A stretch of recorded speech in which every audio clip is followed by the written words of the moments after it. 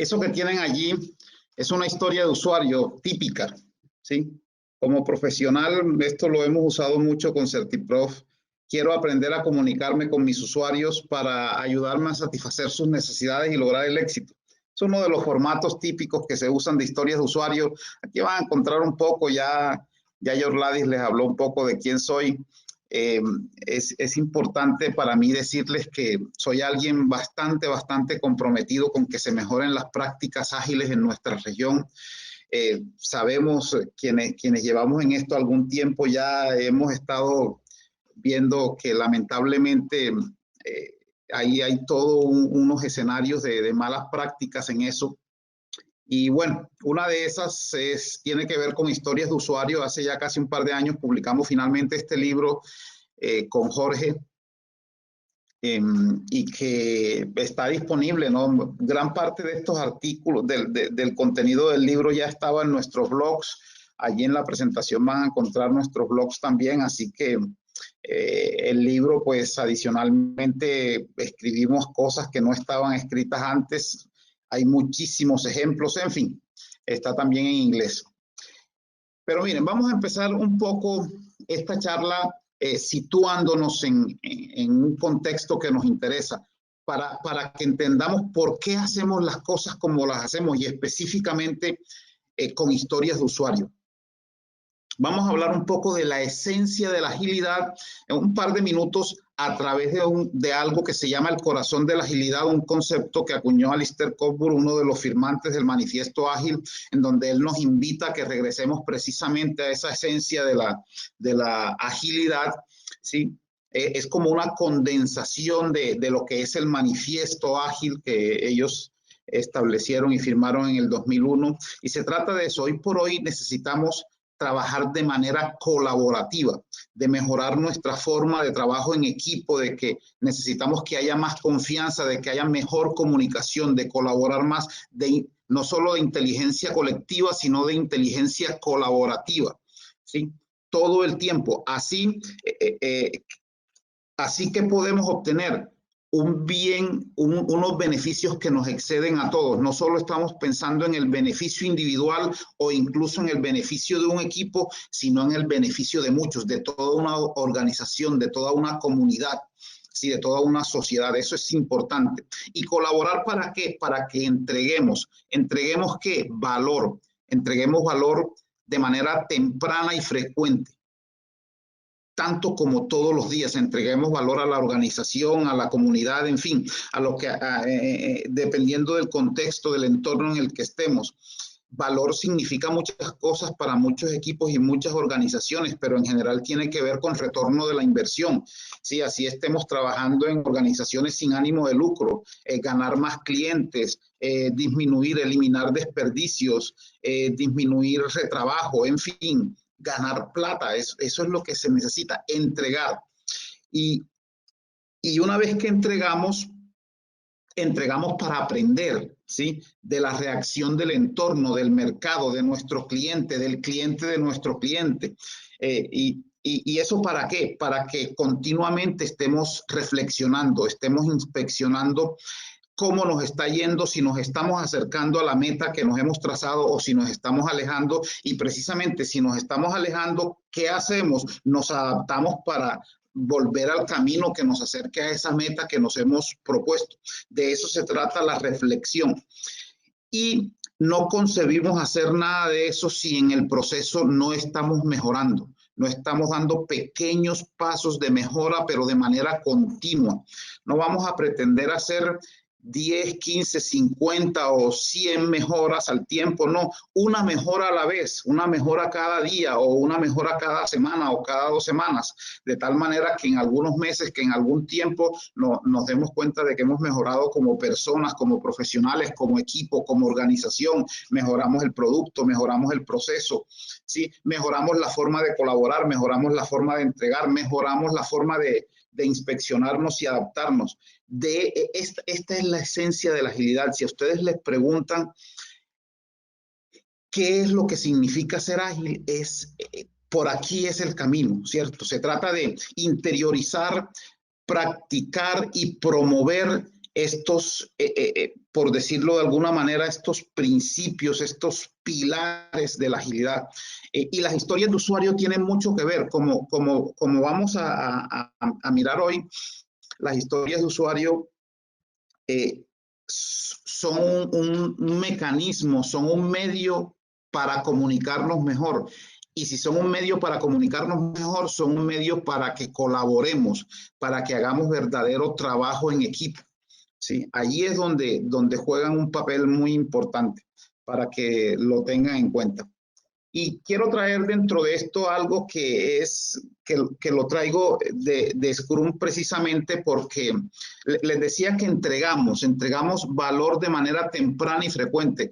Para quienes ustedes saben Scrum, pero no es necesario y no vamos a hablar mucho de eso, es importante algo. El objetivo en Scrum es que en cada sprint, en cada periodo corto de tiempo, de una semana, máximo de 2 semanas, entreguemos un incremento de producto o servicio de valor al negocio, al cliente, como les he dicho, que sea usable, que se pueda distribuir, ¿sí? Eso es importante. Y el objetivo hoy es que les entreguemos valor a ustedes, pues a través, en este caso les vamos a entregar conocimiento, algo de mi experiencia. Llevo muchísimos años trabajando con todos estos temas, acompaño equipos, he acompañado a muchísimos equipos, a muchas organizaciones en los últimos años sobre estos asuntos. Pero este es el objetivo, que tiene que ver precisamente con lo que veíamos acá de la entrega, ¿sí? Y lo hacemos haciendo trabajo en equipo, colaborando. Y una vez que entregamos, reflexionamos sobre cómo nos fue, sobre la reacción del entorno, sobre lo que está pasando en el medio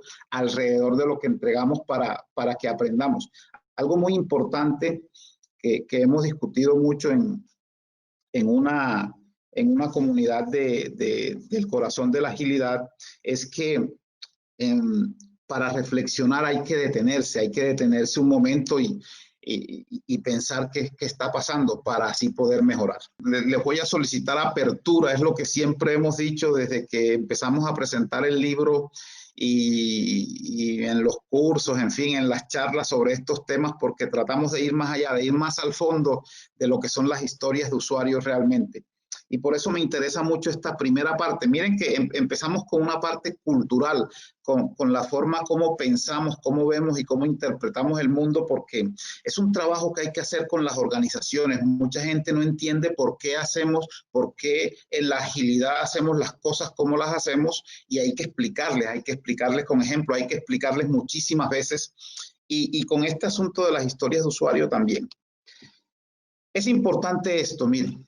Sentemos las bases con historias en general, no hablamos de historias de usuario todavía, con historias y contando historias es como hemos sobrevivido las culturas y es como nos hemos hecho más fuertes a través del tiempo, ¿sí?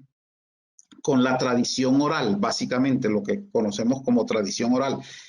Y eso va a jugar un papel muy importante, eso que acabo de decir, tradición oral, ¿cierto? Y el término contando historias, historias de usuario precisamente permiten crear un vínculo, un enlace fuerte entre los usuarios o consumidores del producto o servicio que estamos desarrollando y los desarrolladores de ese producto o de ese servicio.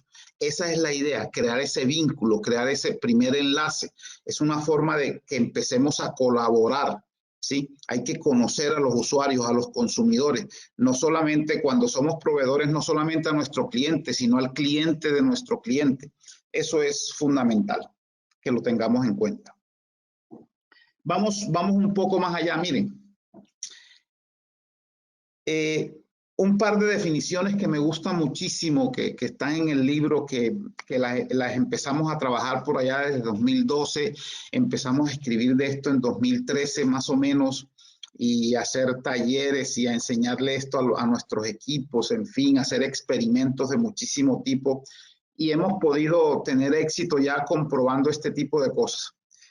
Primero, sí, son un sustituto ligero, mucho más ligero para lo que han sido nuestros medios tradicionalistas de especificar requisitos, especialmente requisitos de software, aunque podemos usar historias de usuario y hoy vamos a ver un ejemplo fuera del software, ¿sí?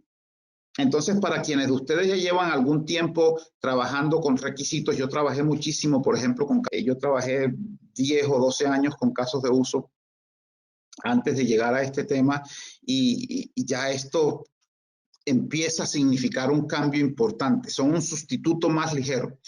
Pero es importante este primer gran mensaje. Las historias de usuario no son requisitos. ¿Sí? Vamos a entender un poco por qué. Vamos a tratar de eso. Ténganlo en cuenta, no son requisitos. ¿Sí? Ya vamos a mirar por qué, pues valga el meme allí. 1. Las historias de usuario son una breve declaración de intención. ¿Sí? Son como una carta de intención. Alguien necesita algo. Por ejemplo, si estamos hablando de software, alguien necesita que el sistema haga algo. Un usuario final, ¿cierto? Un consumidor de esa aplicación, de ese software, necesita que haga algo. Y eso que tienen allí son ejemplos típicos de historias de usuario. Son ejemplos... quiero publicar en un blog y es una historia de usuario válida desde todo punto de vista. Quiero buscar temas en el blog. Quiero ordenar las entradas al blog por fecha. Quiero conocer qué actividad hay en mi blog. Son todas historias de usuario, ¿sí? Son intenciones y mire que son intenciones. Quiero esto. No sabemos si se va a poder hacer, sino en este momento todavía no lo sabemos. Son una carta de intención, ¿cierto? Hay el interés de hacer algo, la visión para alcanzar una meta, un propósito, para lograr algo. Para eso necesitamos que eso se cumpla. Pero además la complementamos con esta otra definición. Así como están escritas aquí, surgen las historias de usuario. Por ejemplo, al comienzo de una iniciativa de desarrollo, queremos desarrollar un producto o un servicio, un sistema de software, por ejemplo, y pueden nacer al comienzo, tan breve como eso, ¿sí? Pero además las historias de usuario son un recordatorio de una conversación que normalmente vamos a tener en el futuro. Y después, pues, cuando la conversación se tenga, pues será el registro de esa conversación. Oye, sí, hace 3 meses me dijiste que tú querías conocer qué actividad hay en tu blog. ¿Sí? Cuéntame qué tipo de actividad quieres conocer. Empecemos a hablar de eso, tengamos la conversación. Es para eso. ¿Sí? Entonces, fíjense, son una forma de comunicarnos. ¿Sí? Es una carta de intención, comunicación. Son un recordatorio de una conversación a tener en el futuro, ojalá cara a cara. Entonces, es importante que lo tengamos en cuenta. Las historias de usuario tienen ventajas grandísimas. Con ellas nos orientamos al resultado y no a la especificación. El objetivo aquí no es tener extensos documentos de especificación de productos o servicios o de componentes de productos. Ese no es el objetivo. Las historias de usuarios son para conversar, son para comunicarnos, son un medio de comunicación, ¿cierto? No nos interesa, recuerden, entregar valor. Uno de los pilares del corazón de la agilidad, entregar valor de manera temprana y frecuente. Orientémonos a esa entrega, al resultado, no a la especificación. Para eso, pues, tenemos que estar conversando. Recuerden que uno de los principios del manifiesto ágil dice que los desarrolladores y las personas del negocio trabajamos juntos cotidianamente durante todo el proyecto. A veces yo me pregunto qué parte de cotidianamente no entendieron y buscamos en el diccionario. Dícese de todos los días, ¿cierto? No, Lucho, pero es que mi dueño de producto apenas llega a la planificación, luego se pierde y regresa a las 2 semanas a la review. Entonces, eso es un trabajo cultural que tenemos que hacer, ¿cierto? Tenemos que irnos al tema de colaborar, fíjense, por eso quise empezar por allí. Venga, señor usuario, señorita usuaria, es que nosotros necesitamos trabajar más de la mano. Sí, necesitamos comunicarnos más, necesitamos trabajar más juntos, más íntimamente. Entonces, eso no tiene nada que ver con historias de usuario, fíjense. Por eso empezamos hablando del corazón, de la esencia de la agilidad. ¿Sí? Además de eso, vamos a ver que las historias de usuario tienen unos criterios de aceptación y que lo que está fuera de esos criterios bien puede convertirse en otra historia. ¿sí? No hay lío con eso. Miren, además, las historias de usuario por naturaleza son desechables. Es algo que también hemos experimentado. Ya hemos hecho, no voy a decir que miles de experimentos, pero cientos, sí, de experimentos con docenas de equipos y nos ha funcionado. Eso quiere decir que una vez que la historia de usuario está construida, nos olvidamos de ella. Ah, es que a esa funcionalidad hay que agregarle algo. No es la historia de usuario 2.0 o la 1.5. No, es una nueva historia de usuario. Y se acabó el problema. Hicimos una silla. Voy a poner un ejemplo muy simple. Y la historia de usuario era elaborar la silla. Listo, y se hizo la silla, no más. Y está la historia de usuario de hacer silla. Luego, no, que la silla debe tener un brazo.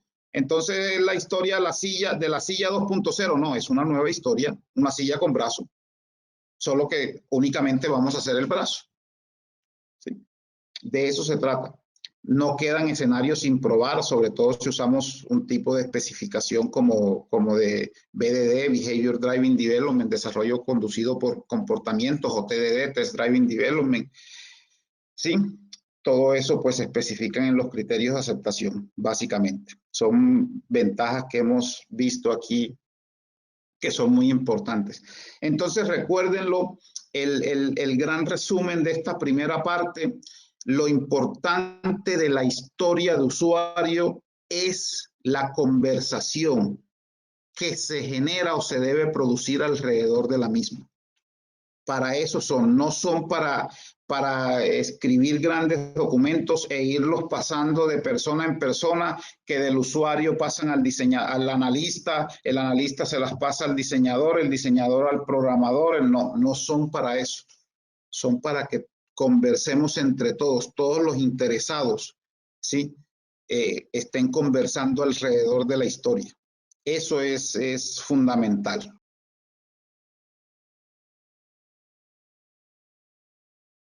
Miren, volvamos a lo de entregar valor. Estamos es para eso, ¿no? Entregar valor al negocio, a nuestros consumidores, a nuestros usuarios. Desde ese punto de vista, las historias de usuario son de valor para el negocio. Hay toda una discusión, esa es una de las malas prácticas que hay en el medio. Tiene razones en haberse suscitado, ¿sí? Pero esas tales historias técnicas no son más que tareas del equipo. Son tareas que hay que hacer, ¿cierto? Actividades que el equipo debe hacer. Voy a poner un ejemplo simple. Un usuario quiere ver un informe. El valor para él es ver unos datos en unas columnas, de pronto el nombre de un cliente, hace cuánto tiempo le debe, en fin, el teléfono de ese cliente, cosas así. Pero es que para lograr ese informe, el teléfono hay que conseguirlo vía un web service. Esa actividad, ese web service no es una historia técnica, es una actividad que hay que hacer. Sí, básicamente es eso. Así como cuando nosotros, qué sé yo, llevamos algún electrodoméstico al taller y nos dicen hay que cambiarle esto. Sí, esa es una actividad allá, hay que cambiárselo y no más. Entonces, no, pensemos, cuando hablemos de historias de usuario, en principio pensemos en historias de valor para el negocio, sea cual fuere el negocio, para el cliente final, para el consumidor final. De eso se trata, básicamente.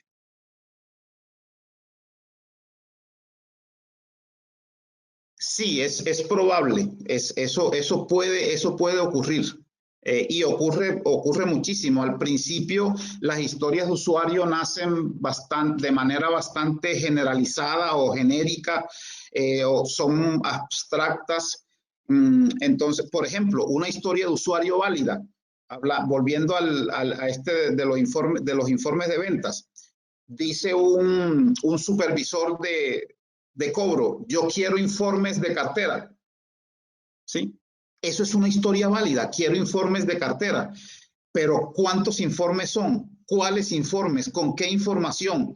Ya cada uno de ellos, eso se irá desglosando en el tiempo, se irán dividiendo las historias. Ahora vamos a hablar un poco de eso y van naciendo otro tipo de requisitos, otras historias realmente. Entonces recuerden eso, lo importante de la historia es la conversación que se genera. Ahora sí, ¿cómo luce una historia de usuario?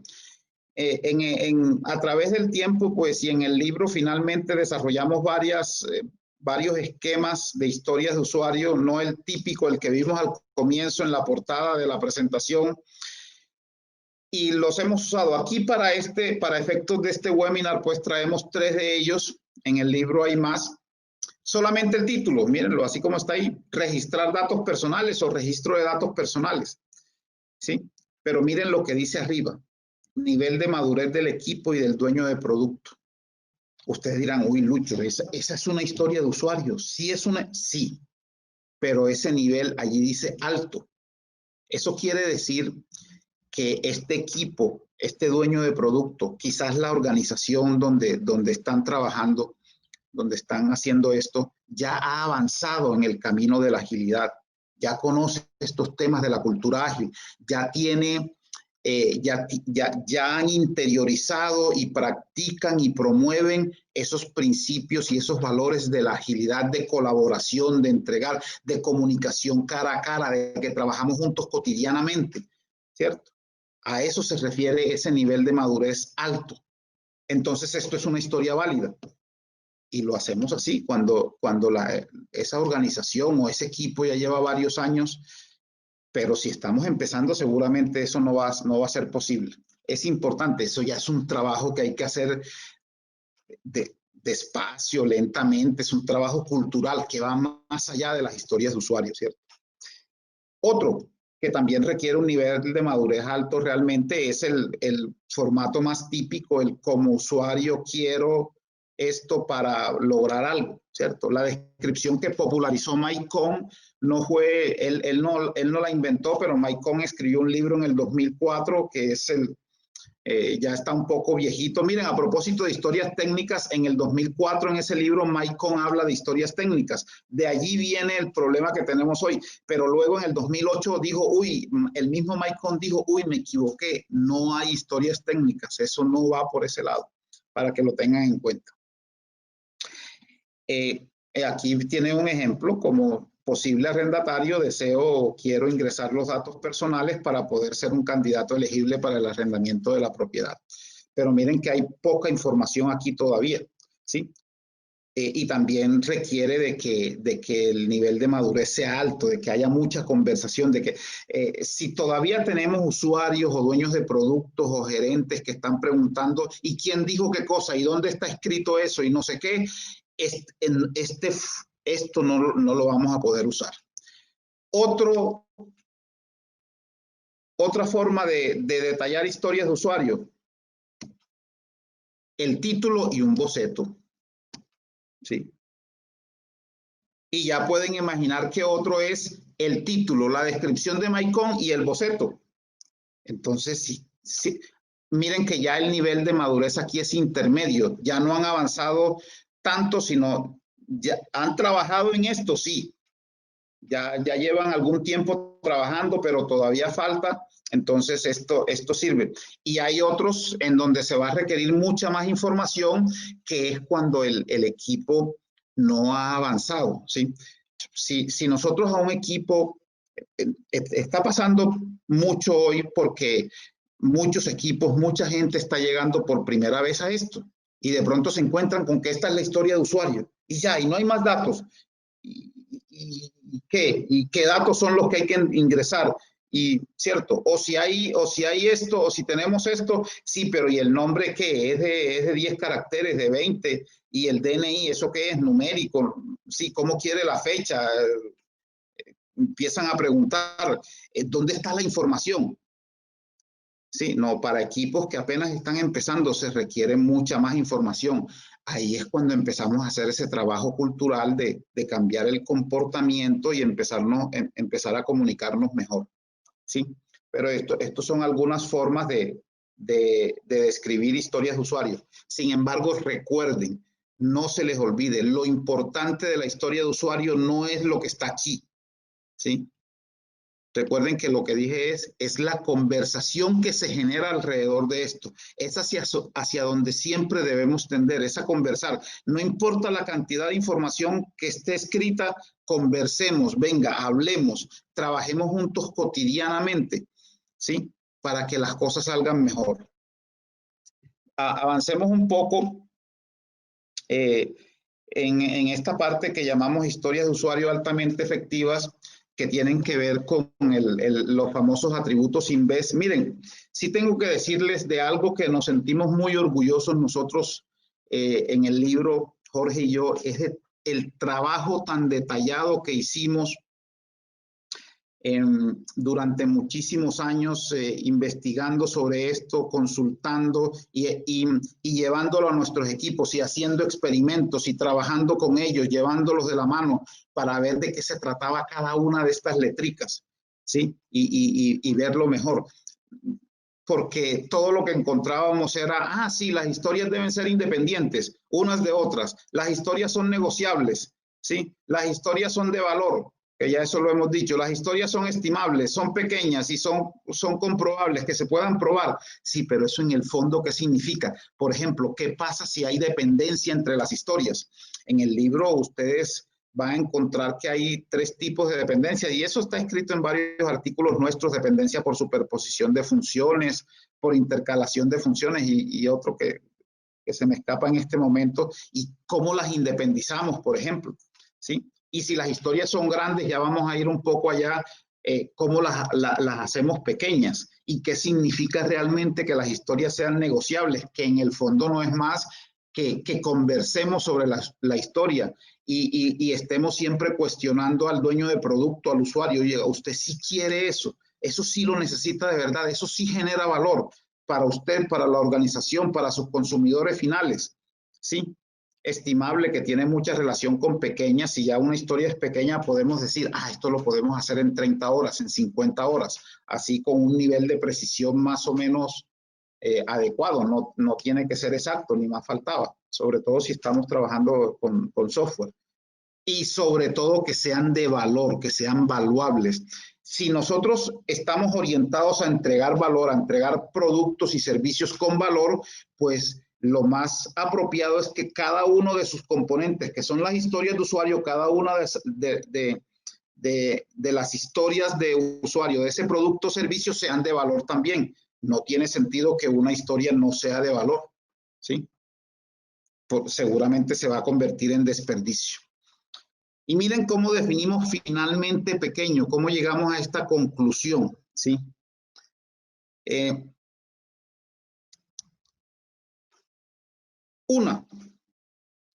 Es una historia de usuario pequeña, es una historia que se puede hacer en una breve iteración. Las iteraciones o los sprints en Scrum son periodos cortos de tiempo, por ejemplo, de una semana. Entonces, si una historia la podemos hacer en menos de una iteración, en menos de un sprint, es pequeña. Pero con algo más, junto a otras historias. ¿A qué me refiero? Imagínense que nosotros somos un equipo de 5 personas. Estamos trabajando 5 personas en un sprint de 10 días, de 2 semanas. 5 personas en 10 días pueden hacer mucho, algo bien grande, ¿sí? Mal contado, no vamos a entrar en los detalles, mal contados, 5 por 8, 40, son 40 horas al día, por 10, 400 horas. En 400 horas, ¿cierto? Hay que restarle las reuniones y no sé qué, pero digamos que son 400 horas. En 400 horas podemos hacer muchísimo. Entonces dice, sí, yo en 400 horas hago esta super historia gigante. No es la idea, es junto a otras historias. ¿Cuántas? Eso va a depender de los escenarios, eso no hay reglas escritas. Hemos hecho experimentos, hemos encontrado en la industria, muchos lo han hecho, y hablamos, por ejemplo, en algunos contextos, no en todos, de que unos buenos números son entre 6 y 10 historias de usuario. Es decir, historias de usuario cuyo tamaño oscile entre 1/10 y 1/6 de la capacidad o de la velocidad del equipo. ¿Sí? Así, si el equipo tiene su velocidad es 30 puntos, historias de 3 puntos y de 5 puntos son bienvenidas, 1/10 y 1/6. Y eso le da para hacer 6, 7, 8 historias de usuario. ¿Sí? Porque es que uno dice, ah, pero yo en 30 puntos puedo hacer 2 historias de 13 puntos, ¿sí?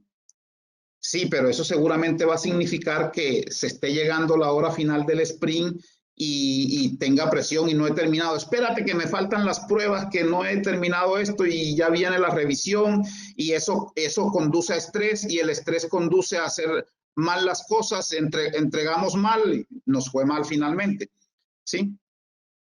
Entonces, eso es lo que hay que tener en cuenta. Y lo otro es que las historias deben ser tan pequeñas que se puedan finalizar de entre muy pocas horas a muy pocos días. Un día, 2 días en el sprint, ¿cierto? Para que empecemos a entregar historias y que sean de valor. Eso es lo que significa pequeño, es relativo y miren que es independiente de si nuestro sprint demora 5 días, 10 días, 15 días o de si nuestro equipo es de 3 personas, de 5 personas, de 7 personas. Claro, es muy diferente un equipo de 5 personas en un sprint de una semana, lo que ese equipo ve grande, quizás un equipo de 8 personas en un sprint de 3 semanas lo ve pequeño, porque tiene más tiempo y hay más gente, ¿sí? Entonces, pero mientras se cumplan estos criterios, vamos a poder lograrlo. ¿Y cómo? Hay un conjunto de patrones, nosotros partimos de esto, pues que ya estaban en el medio y desarrollamos otros. Todos estos temas de Invest, de cada uno de ellos los desarrollamos, más de la mitad del libro se concentra en cómo operar con buenas historias de usuario. Entonces hay un conjunto de patrones que ya conocemos con los que podemos empezar a dividir historias. Ah, vea, es que nosotros estamos haciendo una aplicación para Android y para iOS. No, dividamos la historia, hagamos la primera para uno de los dos. Ah, miren, es que yo tengo clientes corporativos y clientes personas. Hagámoslo para uno de los dos tipos de clientes primero, o para personas o para clientes corporativos. Por ejemplo, ¿quién toma esa decisión? Un dueño de producto típico. Él sabe de ese tipo de cosas. Ah, es que esta historia de usuario hace distintas operaciones. Empecemos con una y las otras las hacemos en los siguientes sprints, ¿cierto? Es que hay variaciones en los datos, por ejemplo, por geografía, ¿sí? Esto lo podemos hacer para los distintos países de Latinoamérica, ¿no? Hagámoslo primero para un país, ¿cierto? Para Perú primero, para Colombia, para Panamá, en fin, ¿sí? Es que hay unas variaciones en la interfaz, en la historia de usuario, si se va por aquí o por allá, hagámoslo para uno primero, no tratemos de hacer todo, que ahí es donde está el problema, son algunos patrones. Y empezamos a hablar de otros patrones. De hecho, nosotros en el libro van a encontrar algo que se llama Invest más, ¿cierto? Otro tipo de atributos que deberían tener las buenas historias de usuario. Variaciones por tipos de usuario, por interesado, ¿cierto? Por navegador. Sabemos hoy que estamos trabajando pues para Internet, que si es Chrome o que si es el nuevo Edge de Microsoft o en fin, la plataforma que si iOS, Android, Windows, en fin, lo que se nos ocurra allí. Son distintas aproximaciones. Miren, algunos ejemplos. Por ejemplo, veamos este de Twitter, ¿sí? Este ejemplo, yo como usuario de Twitter quiero responder a un tweet publicado para establecer contacto con el autor del tweet y generar conversaciones interesantes, ¿sí? Estoy como haciendo una reingeniería allí. Por supuesto, no sé ellos qué habrán pensado, si lo habrán hecho con historias de usuario o qué, pero este es un ejemplo típico de una historia de usuario. Veamos otro. O vamos un poco más allá, los criterios de aceptación, ¿sí? Nos dice, vea, es que yo debo ser capaz respondiendo a ese tweet publicado de ingresar emoticones. Debo ser capaz de hacer una encuesta con preguntas. Debo poder adicionar una imagen o un video. Debo poder vincular un GIF. En fin, ¿cierto? Hay varios criterios de aceptación. Esto es lo que me va a permitir a mí al final decir si esa historia si es como la quiere el consumidor final o no, ¿cierto? Son esos famosos criterios de aceptación que ¿de dónde surgen? De la conversación que tengamos alrededor de la historia de usuario, de allí surgen precisamente y se documentan, ¿sí? Otro, como usuario de Twitter quiero publicar tweets de extensión larga. para expresar mejor mis ideas y ofrecer explicaciones más precisas. Es importante qué beneficio quiero obtener. A veces distintos tipos de usuarios quieren hacer lo mismo, pero para obtener distintos beneficios, entonces se suman todos ellos, ¿sí? Y miren, aquí ya lo que hay es un registro de una conversación. Alguien nos dijo, es que a veces necesitamos más de un tweet para expresar lo que queremos. Un hilo en Twitter es una serie de tweets conectados de una misma persona. Los hilos se permiten conectar varios tweets entre sí para proporcionar más contexto, una actualización o para ampliar una opinión. ¿Sí? Y esa conversación se graba, se registra. El formato en el que lo hagamos es lo de menos. Lo importante es recordarlo. Es acordarnos de ello y entenderlo. Y si no lo entendimos, por favor, vuélveme a explicar lo de colaborar, ¿cierto? Lo de comunicarnos mejor, ¿sí? ¿Para qué es que tú quieres un hilo en Twitter? Ah, para esto, sí, ¿verdad? Que ese tipo de cosas. Entonces, allí pues pueden tener distintos ejemplos. Miren aquí, criterios de aceptación. Cada tweet del hilo puede tener hasta 280 caracteres y 4 elementos multimedia. Se puede programar para agendar la fecha y la hora en la que quiero que se publique el hilo. Son criterios de aceptación y aquí está la conversación que condujo a eso. ¿Sí? Eso básicamente, esta historia de usuario fuera de TI. Miren, imagínense que ustedes son un equipo de que trabajan en una entidad de salud, ¿sí? Y esa entidad de salud quiere abrir un consultorio odontológico móvil ahora dentro de esta cuarentena para atender mejor y más seguro a los afiliados y pacientes durante la crisis actual y así ganar tracción. Criterios de aceptación: se debe crear al menos un móvil por cada especialidad. Son consultorios odontológicos, ¿cierto?, que tienen especialidades. Se requiere de vehículos grandes y seguros para movilizar los equipos y las personas encargadas de brindar el servicio. El vehículo debe regresar a la IPS asociada luego de cada atención individual para un proceso de limpieza. Para los que no están en Colombia, la EPS es la entidad prestadora del servicio de salud y la IPS es la clínica en general, la institución ya, ¿sí? Y aquí hay otra.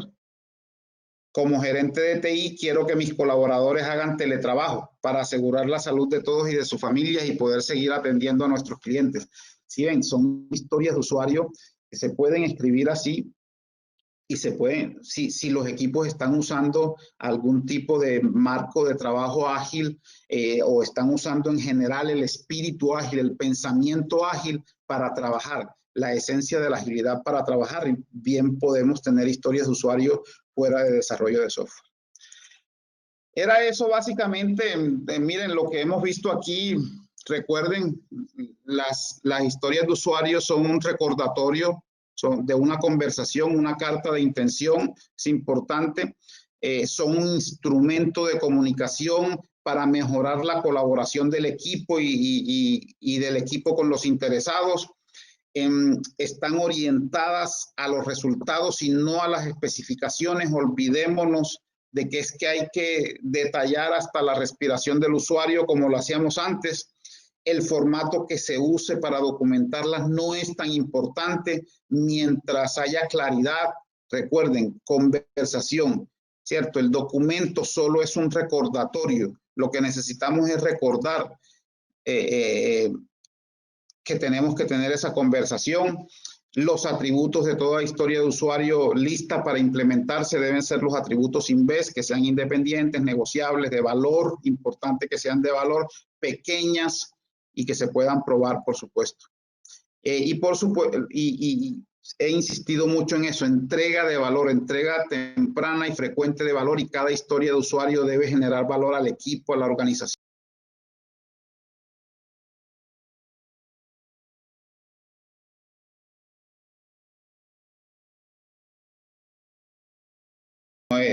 Lo veíamos allí cuando hablamos de small, del atributo pequeño. Hay patrones, ¿cierto? Y hay que detectar ese tipo de patrones. Lo que les decía, por ejemplo, si en una historia de usuario vamos a tratar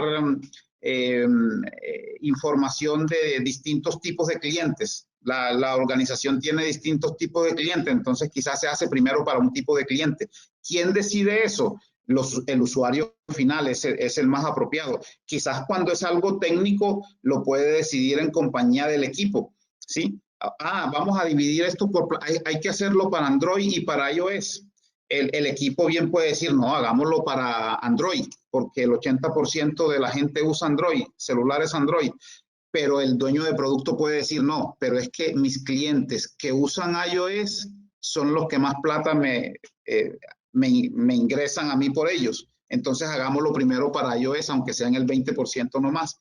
Entonces se toma en conjunto siempre la decisión de cómo se va dividiendo la historia de usuario hasta que finalmente pues se llega a un tamaño en el que se puede construir en el sprint. Algo importante sobre el tamaño es, una vez que ya no sepamos que la historia de usuario se puede construir en el sprint junto a otras historias de usuario, no sigamos dividiendo, ya no tiene sentido en hacerla más pequeñita de lo que ya está.